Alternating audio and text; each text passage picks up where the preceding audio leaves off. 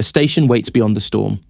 Footfall rises from the dark between worlds, shaped by stone, chain, and decree, held against the roar of Furibundus by engines whose origins are older than most who walk its corridors. Records speak of its location first, the far end of the moor, where the Koronus passage resolves into real space, a place where navigators breathe easier after the long violence of translation. Here the void widens, the star flares, and the first human-built structures greet vessels seeking the expanse. Every chart in the great archives of Port Wanda places Footfall at this threshold, a marker of ambition set against stellar wrath. Nothing in these early accounts describes order. Contemporary transmissions name it a waystation only because language demanded a category. The earliest surveyors, writing in the cold syntax of administratum formality, noted the stone masses bound by void steel, the accretion already underway, the presence of mechanisms that could not be catalogued in a single visit. Their words carry the weight of an institution attempting to define something that resisted definition from the first moment it was seen. This place became a destination for fleets leaving the Drusus marches, yet every ship that docked added another layer of intent.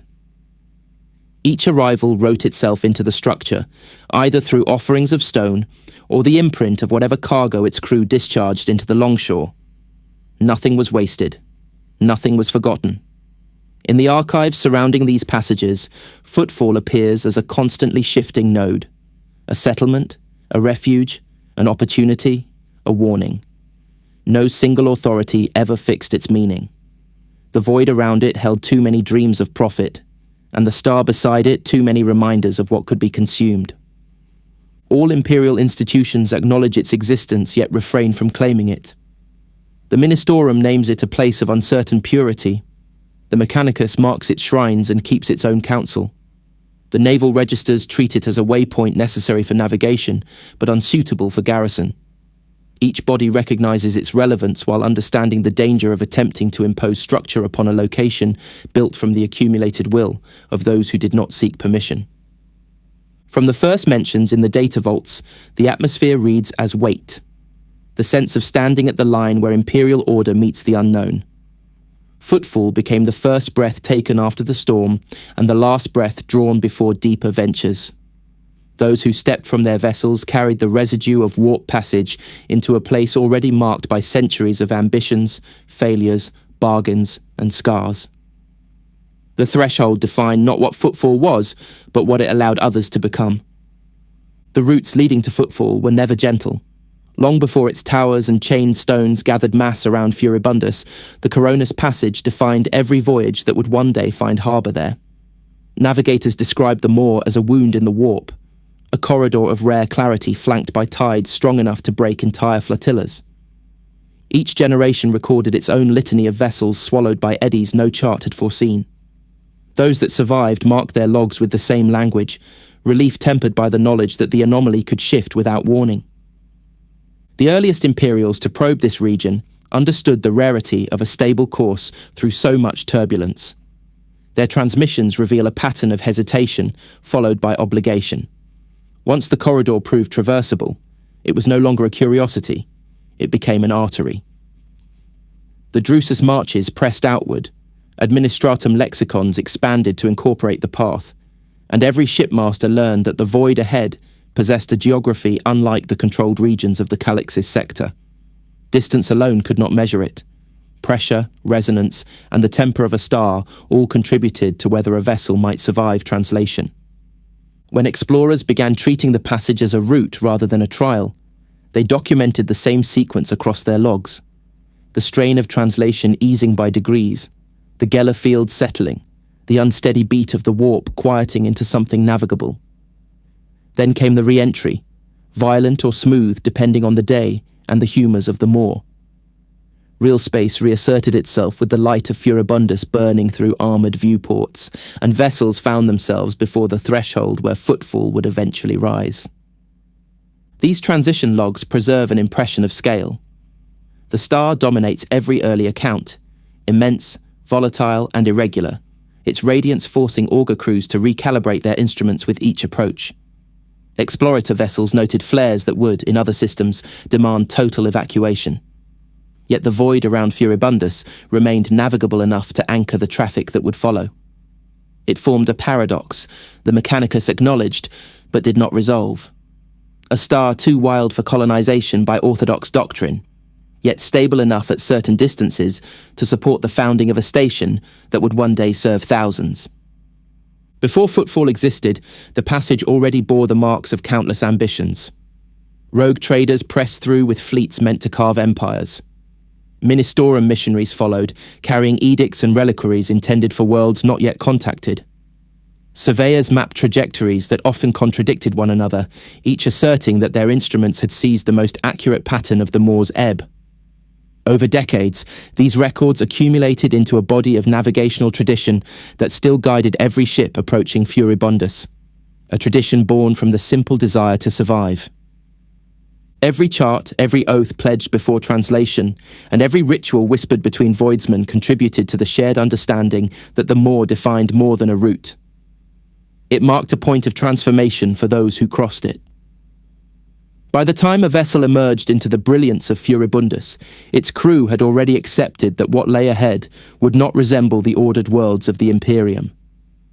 The passage conditioned them for the structures, the factions, and the shifting authorities they would encounter when they finally set course for the stones bound in the star's shadow.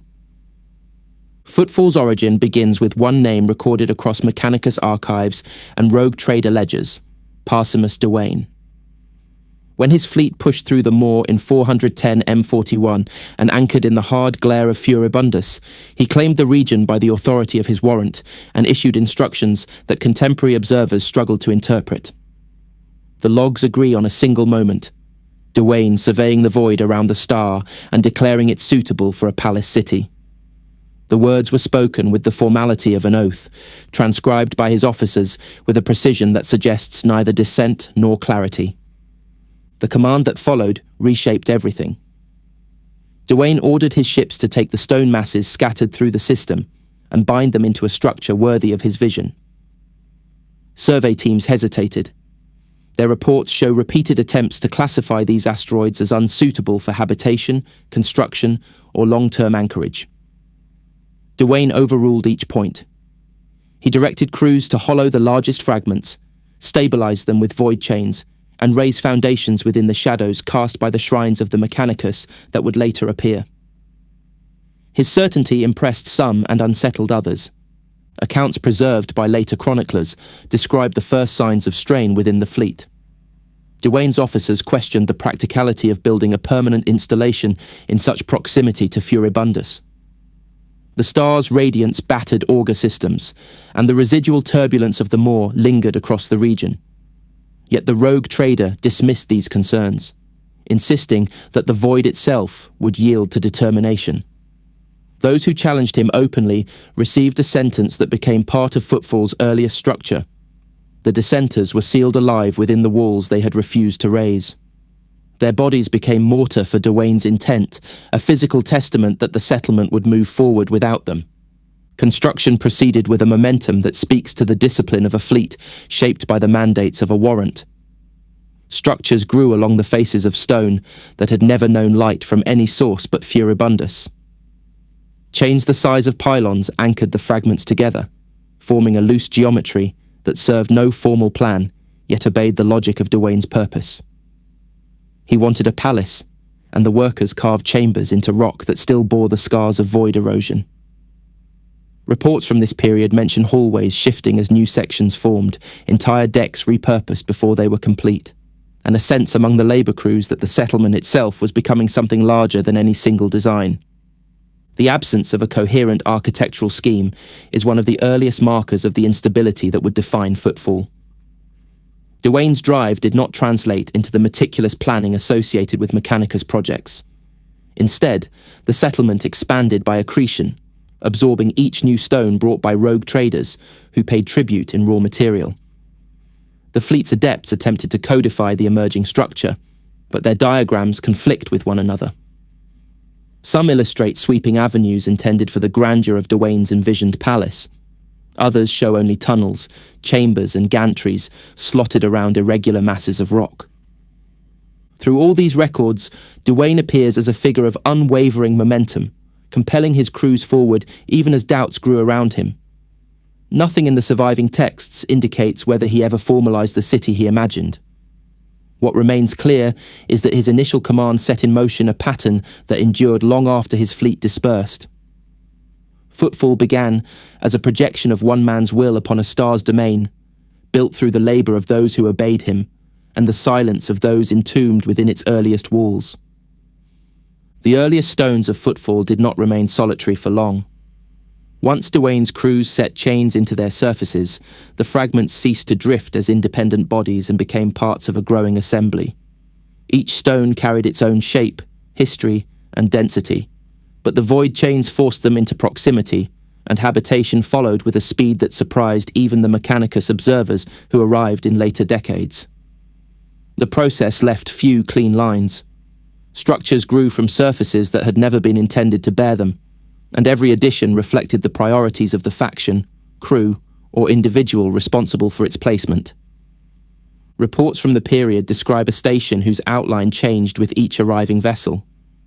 Rogue traders brought offerings of carved masonry or entire prefabricated segments to anchor themselves within Footfall's emerging landscape. These contributions were accepted without a central plan. Gantries extended where space allowed.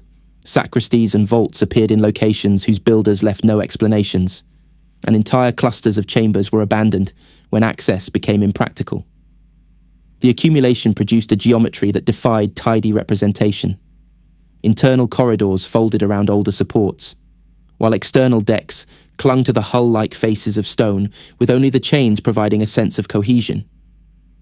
Among the earliest major structures was the vast effigy of the god Emperor. Once raised, its presence altered the settlement's silhouette. The statue towered at a scale approaching a grand cruiser, its plinth bored through with chambers that no one chose to inhabit.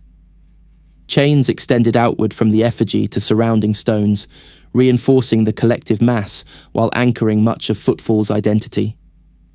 Pilgrims would later arrive to kneel before it, but in its first decades the statue functioned more as a stabilizing core around which additional stones could be linked. Construction proceeded unevenly. Some stones grew dense with interconnected halls, shrines, and manufactories, while others remained nearly barren save for docking spars or single habitation blocks. The shield shrines, massive cubic temples of Mechanicus origin, were among the few structures that preserved intentional symmetry. Their machinery projected the void shields that allowed Footfall to endure within Furibundus's radiance, and their presence introduced a measure of predictability into an environment that often lacked it. Yet even these shrines did not impose order upon the larger whole. Footfall expanded according to a rhythm defined by arrivals, ambitions, and void currents.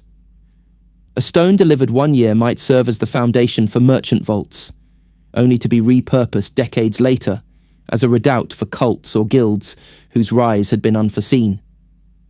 Pathways mapped by early cartographers vanished when new masses were attached, and the internal organization of the station became a demonstration of how little permanence existed beyond the chains that held it all together. Descriptions of the settlement from this era emphasize constant motion. Lights flickered as power was diverted to new installations. Labor crews shifted habitation zones to accommodate additional masses of stone. Airlocks relocated when docking demands changed. Every alteration contributed to a sense that Footfall was a living archive of those who passed through it, each addition inscribed into the structure without overwriting what came before. The changes carried neither pattern nor conclusion. They simply accumulated. Through these expanding stones, Footfall assumed its character, a place shaped by those who needed it, held together by the will of its inhabitants and the tension of its chains. Nothing was ever finished. Nothing stood apart from the forces pressing upon it. The void tolerated its presence, and the settlement continued to gather mass, waiting for the laws and conflicts that would soon define its next era. Footfall's first decades revealed how quickly authority fractured in a place built from unaligned intentions. No institution claimed jurisdiction outright, and the settlement structure made central oversight impossible. Chambers opened into other chambers without predictable order. Habfanes spread across stones with no common governance, and docking masses belonged to whoever had secured them last. In this environment, law emerged not from decree but from necessity, shaped by those with the leverage to make others comply. The earliest legal tradition recognized across Footfall was the precedence of the rogue trader. Any warrant bearer arriving at the station was acknowledged as dominant over local authority, and if several arrived simultaneously, the most senior among them held that temporary primacy. This system, inherited from the customs of deep void expeditions, required no enforcement mechanism beyond the threat of fleets, armsmen, and vessel-mounted firepower. Logs indicate that the Liege of Footfall, nominal head of the settlement, survived by accepting this arrangement rather than challenging it. The role of the Liege emerged from the settlement's growth. As more stones were bound into the collective structure, certain figures took responsibility for coordinating the distribution of offerings brought by visiting rogue traders. These offerings, stone blocks, supplies, prefabricated structures, were essential to sustaining Footfall's expansion. The Liege became the arbiter of these materials, but not the ruler of those who brought them. The position carried ceremony but little defence. A Liege who offended a rogue trader or disrupted the flow of business did not remain in the position for long. With no binding authority above these arrangements, Footfall's inhabitants shaped their own law. Derwin's Compact, a code authored by the settlement's criminal and mercantile factions, did not seek justice so much as continuity of commerce. Its clauses were intentionally broad. It permitted trade in bodies, artifacts, weapons, Xenos relics, and information without concern for imperial sanction.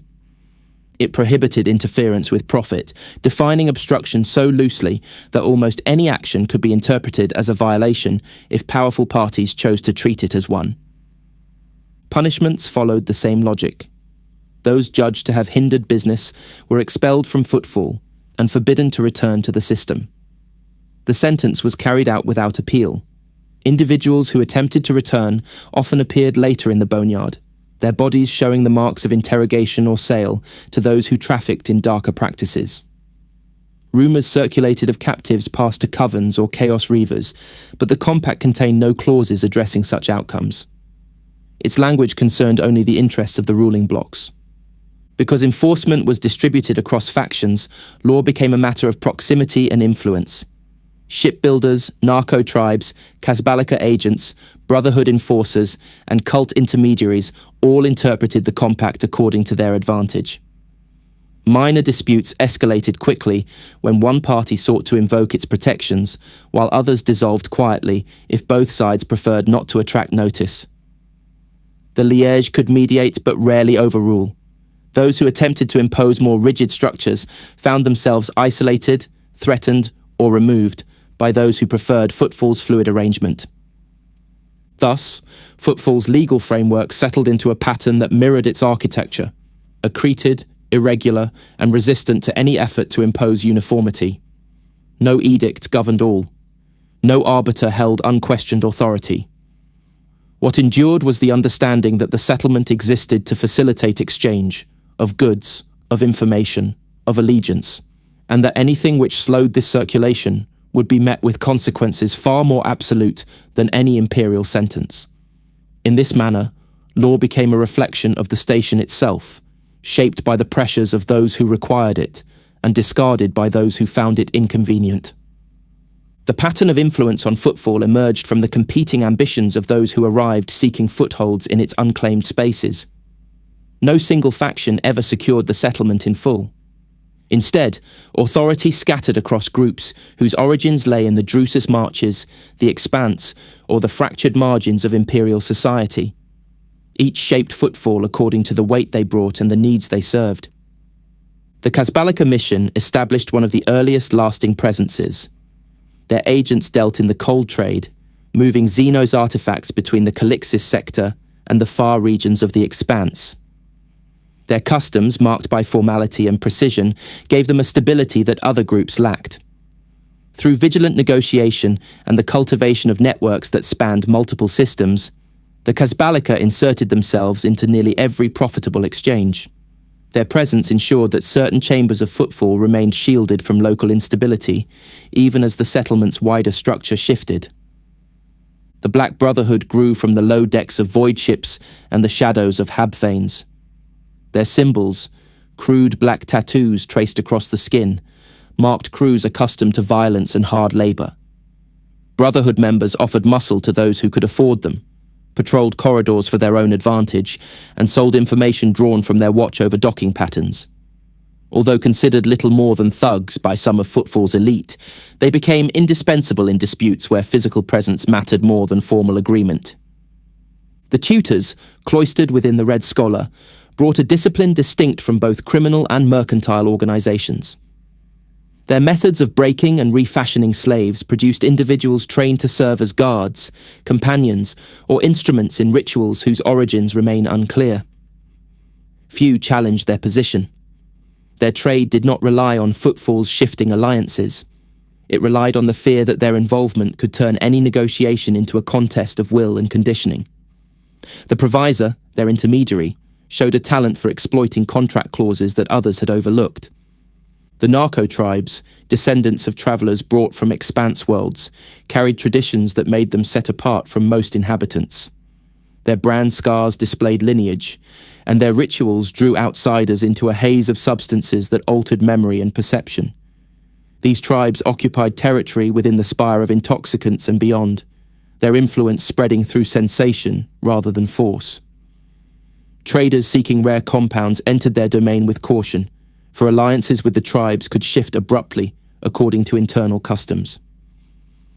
Death cults found refuge in Footfall's anonymity. The astral knives, arriving after the Calixian purges, brought with them a doctrine of sacrificial protection for voidfarers, interpreting omens to identify those who must be removed for the sake of survival. Over time, they expanded quietly, offering their services to those who wished to direct their rituals towards specific ends.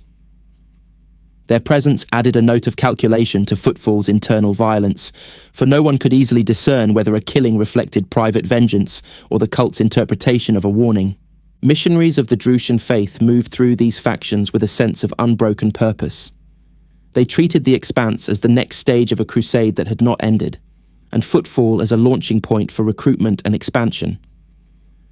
Their commitment often placed them in conflict with those who traded in practices the ecclesiarchy condemned. Yet their presence endured, carried by the authority of relics, sermons, and the appeal to those who sought meaning amid Footfall's instability. Other groups operated from the margins: information brokers who sold knowledge of upcoming arrivals, guilds that serviced ships without allegiance to any greater faction, and agents of imperial institutions disguised within crew brotherhoods. Together they created a social landscape defined by overlapping ambitions rather than territorial boundaries. Each group exerted pressure where it could, withdrew when the situation demanded, and returned when opportunity resurfaced. Through these competing influences, Footfall acquired the governance that suited its origins. A settlement shaped not by a ruler, but by those who could endure the shifting balance of advantage. The chains that bound its stones together reflected the bonds between factions, necessary, strained, and subject at any moment to realignment. Life on Footfall formed its own discipline, shaped less by law or creed than by the pressures of the environment itself. Each arrival stepped into a place where survival depended on recognizing the implicit patterns of movement, negotiation, and risk that governed the settlement's interior. These patterns were never written, yet appeared consistently across the reports of voidfarers, traders, and adepts who documented their time within the station. The longshore defined the first experience for most. Its expanse of rough-hewn stone carried the residue of countless landings. Scorched rock mingled with the dust of generations. The vaulted chamber resounded with the noise of labor gangs, servitors, and merchants calling out to crews fresh from translation. Here, movement mattered. Those who lingered without purpose became targets for recruitment, manipulation, or theft, and the most successful navigated the flow of bodies with deliberate pace. Goods changed hands within moments. Bargains emerged and dissolved amid the constant interplay of competition and necessity. Beyond the longshore, the settlement's internal paths carried their own hazards. Habthanes extended as multi-level warrens of worship, shelter, and trade.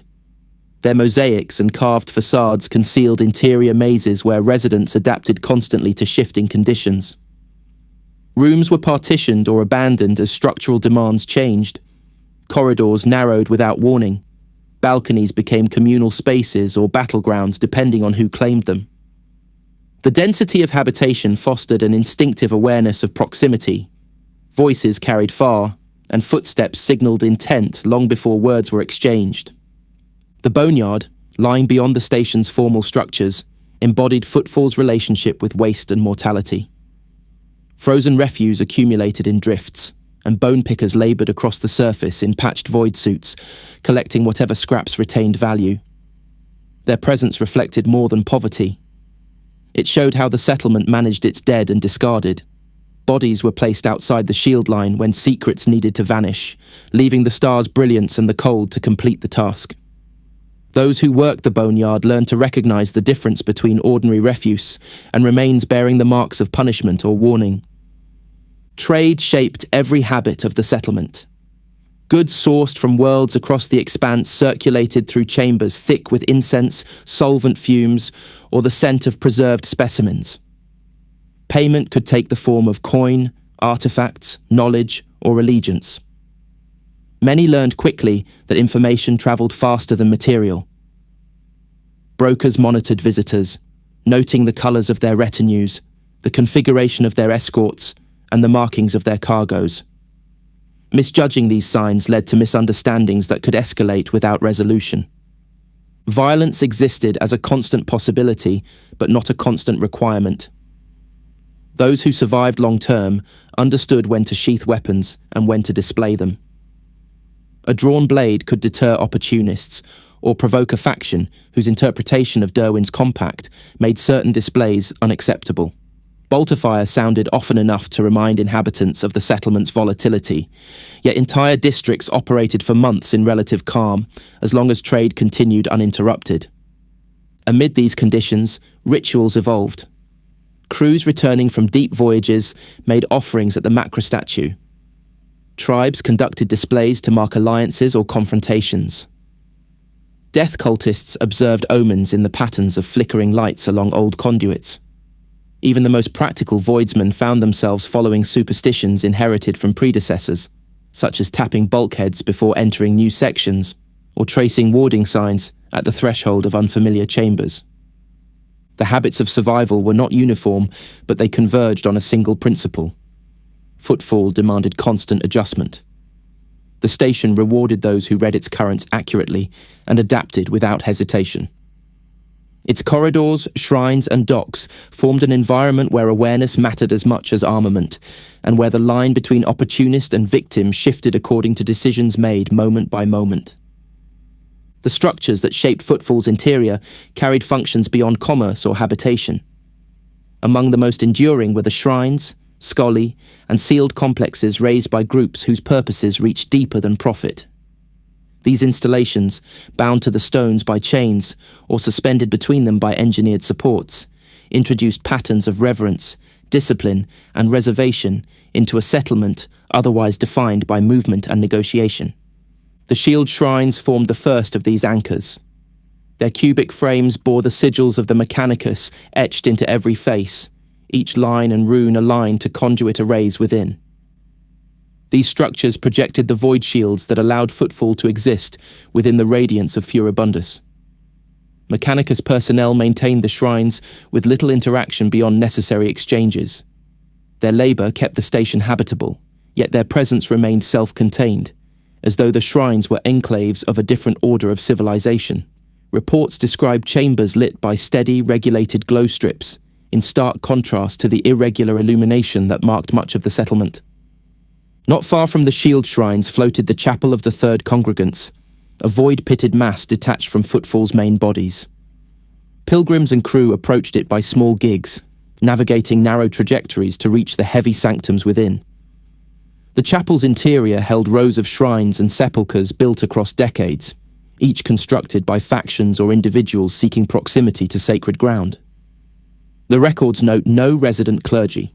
Instead, the chapel served as a point of gathering for those who carried their own rites or doctrines into its halls. Its distance from the station proper fostered contemplation, or at least a pause in the momentum that governed most of Footfall's life. The Red Scholar stood as another of the station's fixed presences. Its exterior, a smooth monolithic slab without windows or visible ornamentation, offered no sign of the activity within.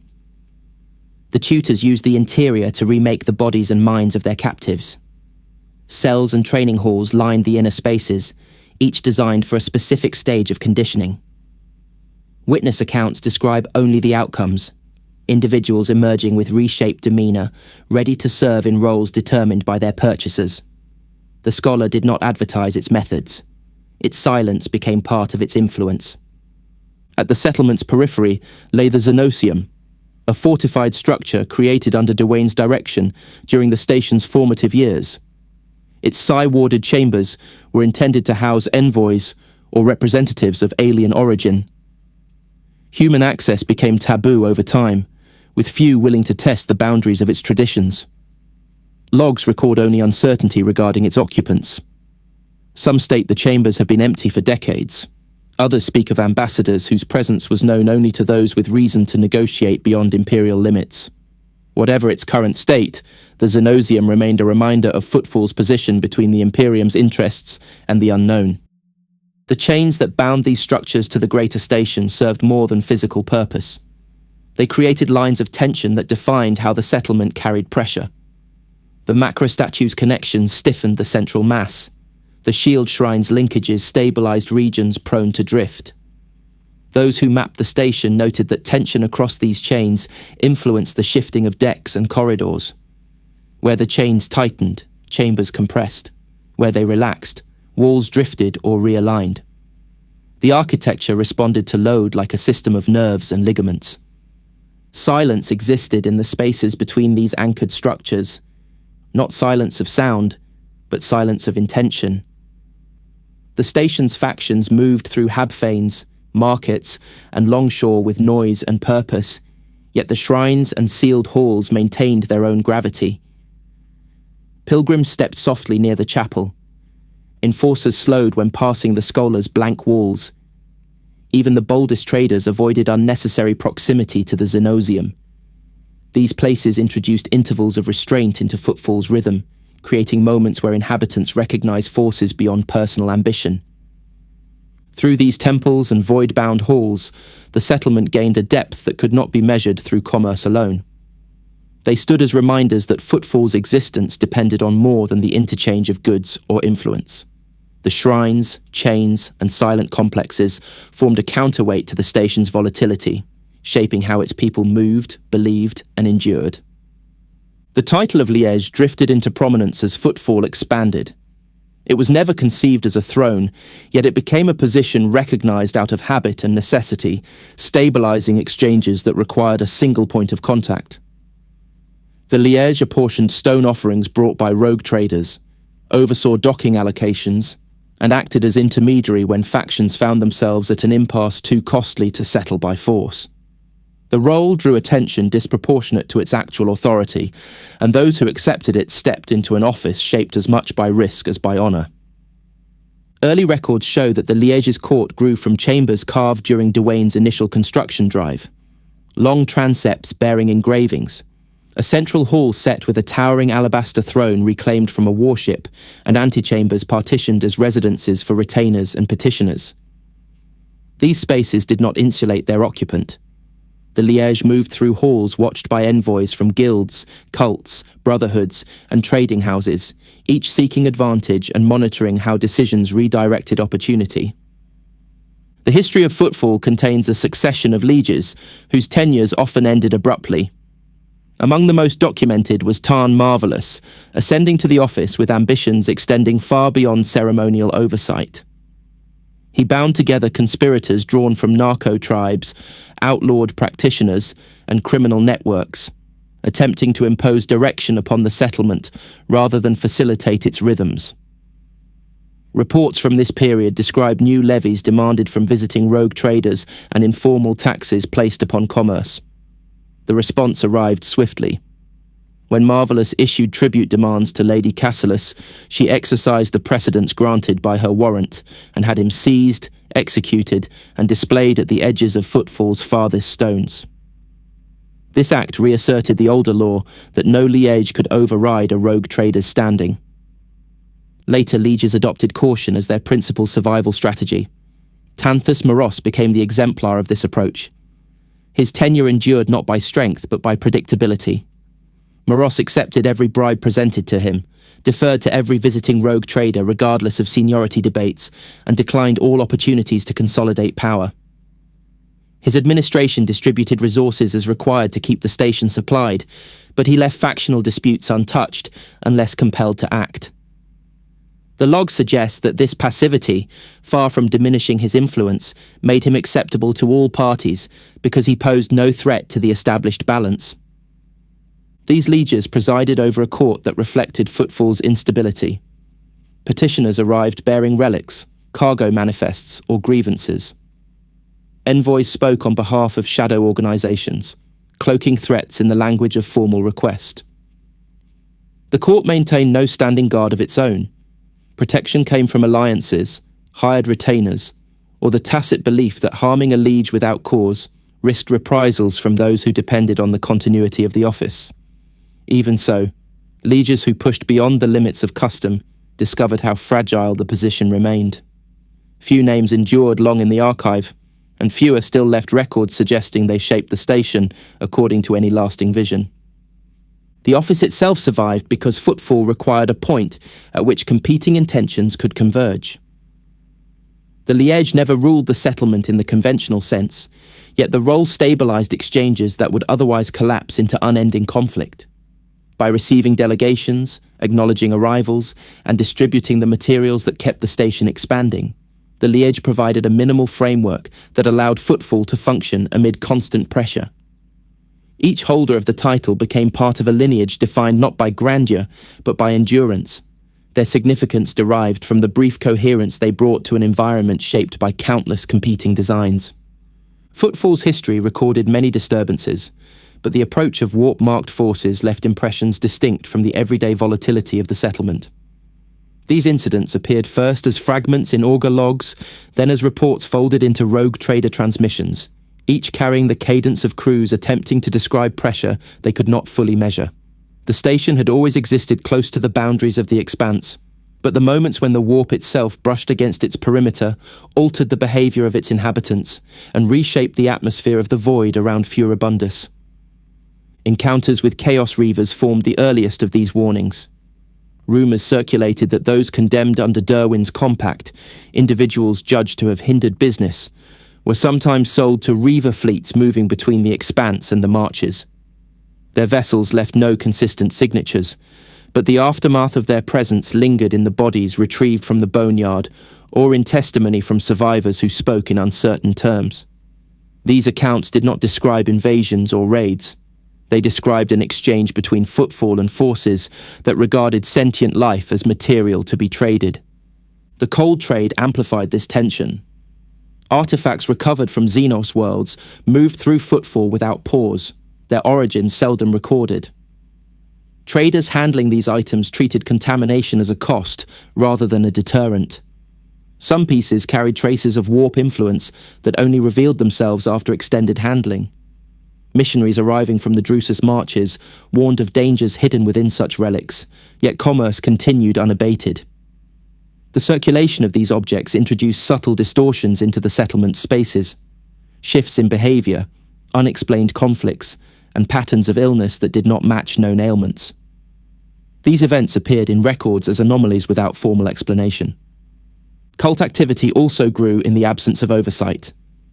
Cells devoted to darker impulses embedded themselves within the station's warren-like interior, taking advantage of corridors no longer mapped, chambers sealed for decades, and machinery abandoned during early construction. Reports describe individuals disappearing after entering certain passages, their fates inferred only through symbols painted on bulkheads or fragments of clothing found weeks later. These incidents lacked coherence, yet their accumulation formed an undercurrent of unease that never fully dissipated. As these pressures increased, augur readings around Furibundus recorded fluctuations inconsistent with the star's typical activity. Rogue trader vessels approaching the system noted interference patterns along their Geller fields, short-lived but present across multiple journeys. Crew brotherhoods adopted new rituals to counter the perceived threat, and navigators adjusted their charts to account for distortions that had not existed in earlier decades. These records do not indicate that the warp had fully breached the region. Instead, they show an environment beginning to respond to forces beyond its usual boundaries. When vessels carrying warnings of a larger warp-touched movement arrived, Footfall's inhabitants recognized the signs quickly. The possibility of corrupted fleets entering the system prompted a shift in priorities.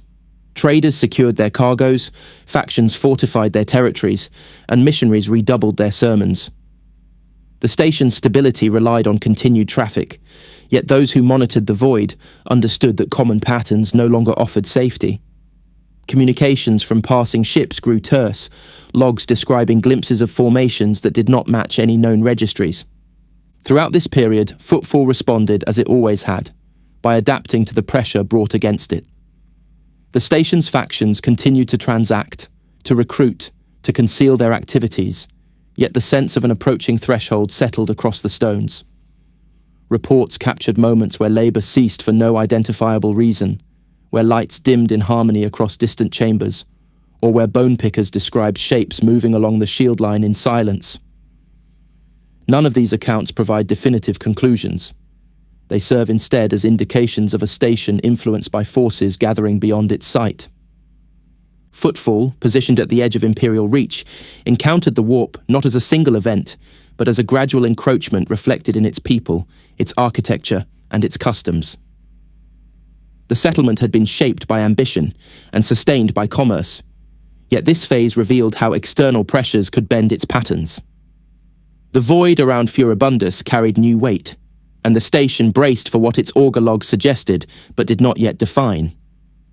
The warning signs reached Footfall as fragments of transmission, carried by vessels that had crossed the outer regions of the Expanse, with hastily prepared augur logs and crews showing the strain of accelerated passage. Their messages spoke of a structure moving through the void, with a trajectory that intersected the space around Furibundus. A craftworld altered beyond its origins, its vast form marked by corruption that had reshaped both hull and spirit. The name Lunisad appeared in several logs, preserved with the careful uncertainty of those who understood the weight of naming such a thing. As these reports circulated, alignment within Footfall shifted. Traders accustomed to patience gathered what they could and prepared for departure. Factions that normally competed for dominance sealed their chambers and waited. The Mechanicus personnel, monitoring the shield shrines, registered fluctuations in the augur spectrum, noting a pressure neither stellar nor mechanical. Their analyses remained incomplete, but the readings suggested that whatever approached exerted an influence detectable even before its arrival. Lord Captain Locke's fleet placed watchers along the system's periphery. Their findings confirmed the presence of a corrupted craftworld drifting with deliberate velocity toward the Alter Templum Calixis X-17, drawn by gravitational vectors that would carry it near Footfall as it passed Furibundus. Logs from these vessels recorded distortions in psychic resonance, a phenomenon that forced navigators to recalibrate their senses repeatedly. The crews reported vivid impressions without clear origin, glimpses of movement that did not correspond to wake signatures, impressions of voices without sound. These accounts formed a pattern that observers interpreted as the craftworld's outer reach pressing against human perception. As the entity advanced, psychic effects intensified. Astropaths on Footfall described interference that grew in cycles, as though currents of thought or memory swept through the station at irregular intervals. Some withdrew into isolation to preserve coherence.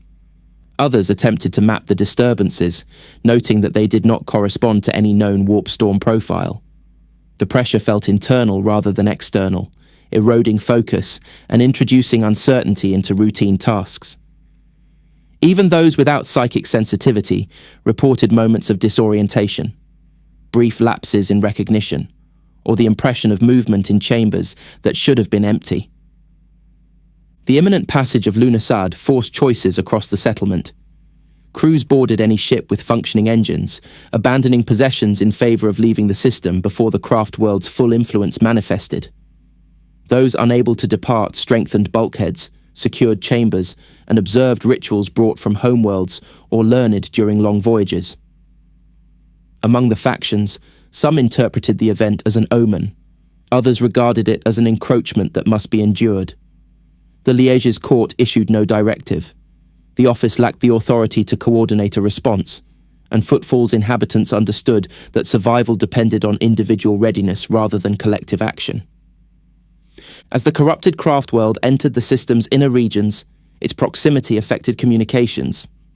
Vox traffic degraded, astropathic messages failed without pattern, and auger sweeps returned reflections inconsistent with known physics. Observers compared these readings to distortions recorded during encounters with warp entities of significant magnitude. Yet Lunasad's path remained stable, guided by forces that rendered its trajectory predictable, even as its influence destabilized the space around it. The moment of closest approach did not produce a single event. It manifested instead as a compounding of pressure across the station. Those in the Habphanes described a heaviness in the air, though environmental controls registered no variation. Chains binding the stones creaked under stresses not linked to motion. The lights within the chapel dimmed, then returned at half strength. Bone pickers working the boneyard halted their tasks as shadows lengthened across surfaces without any change in stellar position. These experiences differ in detail, but align in tone, reflecting a station responding to forces it was never built to withstand. When Lunisad completed its passage around Furibundus, the system recorded a gradual reduction in interference. Psychic disturbances diminished first, then mechanical irregularities, then the distortions in auger spectra. The craftworld's trajectory carried it beyond the range of Footfall's sensors, leaving behind only altered readings in data stores and the impressions of those who had felt its influence. The event passed, yet the station did not resume its earlier rhythms immediately. The inhabitants moved cautiously, as though testing the void for residual pressure. Footfall endured, its stones and chains holding against the passage of a force that carried the touch of ages spent beyond the limits of known space. The settlement remained what it had always been, a construct shaped by ambition, pressure, and proximity to the unknown. In the wake of Lunisad's shadow, that proximity felt sharper, the void heavier, and the patterns of Footfall's existence more tightly bound to the forces gathering in the expanse beyond.